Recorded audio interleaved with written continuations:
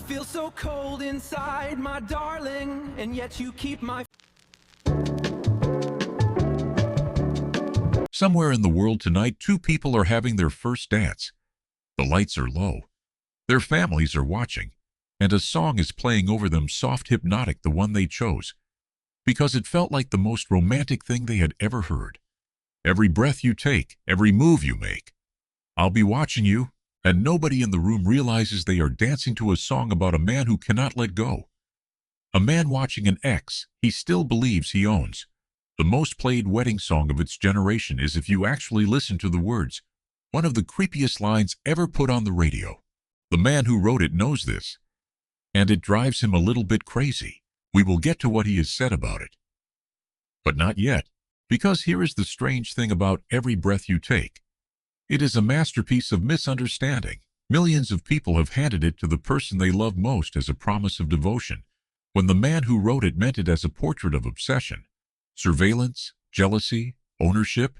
He has called it, in his own words, a nasty little song, rather evil even, and the world took it straight to the altar. This is not a love song. It is not a song about tenderness. It is not even really a song about a couple.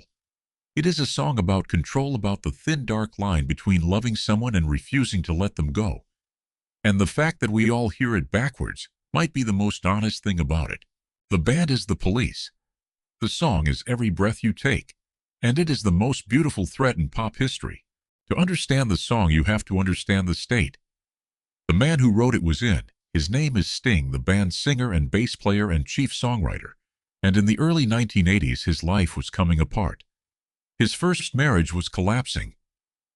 There was heartbreak, guilt, a new relationship, the whole messy wreckage of a love ending badly. He was not in a gentle place. He was in the place where jealousy lives, that raw, obsessive, sleepless place where you cannot stop thinking about a person, cannot stop imagining where they are and who they are with. And one night that feeling woke him up. By his own account, Sting was staying in Jamaica at an estate once owned by Ian Fleming, the man who created James Bond. He sat down at Fleming's old writing desk in the middle of the night, and the words came almost fully formed. Every breath you take, every move you make, every bond you break. He said later he woke with those lines already in his head, and wrote them in a matter of minutes. It felt romantic. It sounded romantic. But listen to what he was actually writing at that desk. A list. A catalog of everything one person does, every breath, every step, every word being watched by another. That is not affection. That is a man who has appointed himself a jailer. Here is what almost nobody knows. Sting himself has been trying to tell us for 40 years. In interview after interview, he has said plainly that people have got it wrong. That it is not a love song, but a song about jealousy, surveillance, and possessiveness. The sinister feeling of Big Brother, of being watched, of one person believing they have the right to own another. He has described the discomfort of hearing it played at weddings, of watching couples slow dance to a lyric about a controlling ex who will not go away. He wrote a song about the darkest corner of the human heart, and the world decided it was a Valentine. Before we go further, one quick thing. If you love the moment you finally hear what a familiar song has been saying all along right under your nose for years, that is exactly what this channel is for. Subscribe and stay with me, because the sound of this song, the part that hooks you, has a secret of its own. Now here is the detail everyone misses. The most famous thing about Every Breath You Take, the part you can hum right now, the shimmering, circling guitar figure that runs through the whole song, was not written by Sting at all. When the Police went to record it, Sting had the bones of the song and a rough idea built around a keyboard part that by the band's account was not working. It sat there flat. And then the guitarist Andy Summers was told, more or less, go on and see what you can do. And Summers stepped up to the microphone and improvised. In essentially one take, he played that now immortal arpeggio, a haunting, ringing pattern that seems to circle back on itself endlessly like a thought you cannot escape. It was almost entirely his invention, worked out on the spot. And it changed everything. Listen to what that guitar part actually does, because it is the whole trick of the song. It never resolves. It just keeps turning the same shape over and over, patient and inescapable.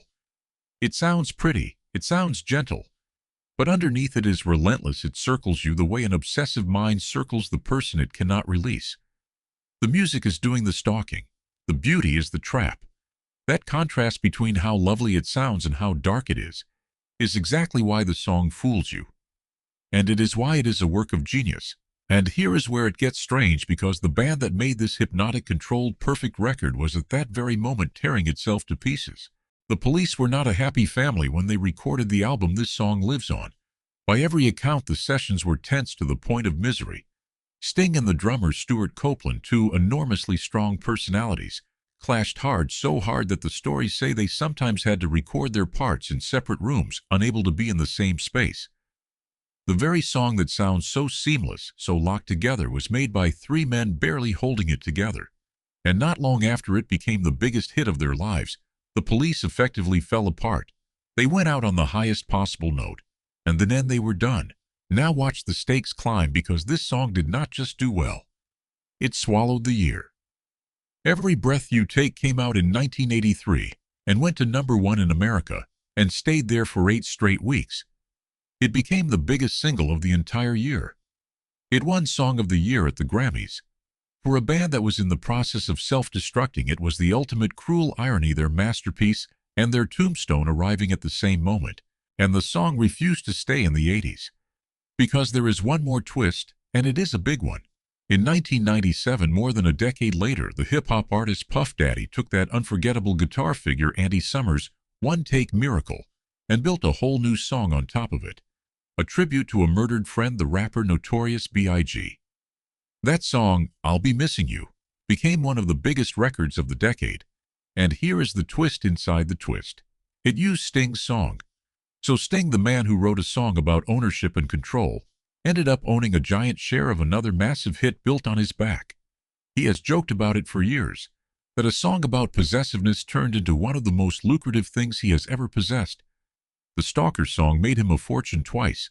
But go back now to that dance floor, to the couple swaying under the low lights, hearing a promise where there was meant to be a threat. Because maybe that is the real reason this song will not die. It is not that everybody got it wrong. It is that the line between the two things, between devotion and obsession, between I love you and I can't let you go, is so much thinner than we like to admit. Every breath you take can be the most loving thing in the world to hear. And it can be the most frightening.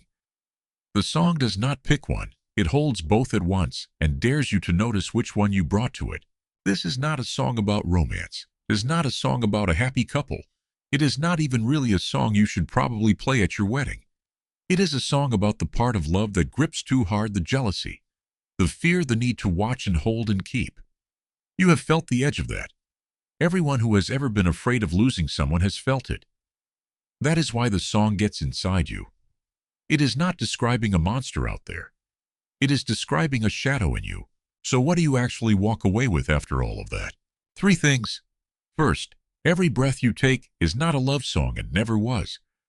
By the songwriter's own steady, decades-long insistence, it is about surveillance, jealousy, and control, a portrait of obsession that the whole world mistook for devotion and carried straight to the altar. Second, the craft. The reason it fools you is that the sound and the meaning point in opposite directions. That endlessly circling guitar figure, improvised almost entirely by Andy Summers, in a single take, sounds gentle while it behaves like an obsession, turning and never letting go. The prettiness is the disguise, the menace is the message. And third, the one that stays with you. The most unsettling songs are the ones that hold 2 truths at once.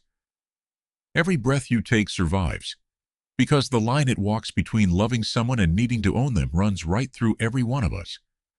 We did not misunderstand the song. We just recognized the wrong half of ourselves in it and called it romance. So let me ask you, did you ever love this song as a love song before you knew what it was really about? And does knowing change how you hear it? Tell me down in the comments. Because in the end, that is the quiet horror hiding in the most beautiful pop song of 1983. It was never watching over you like a guardian. It was just watching you. And a whole world of lovers heard those words and somehow decided that sounded like being cherished instead of being caught.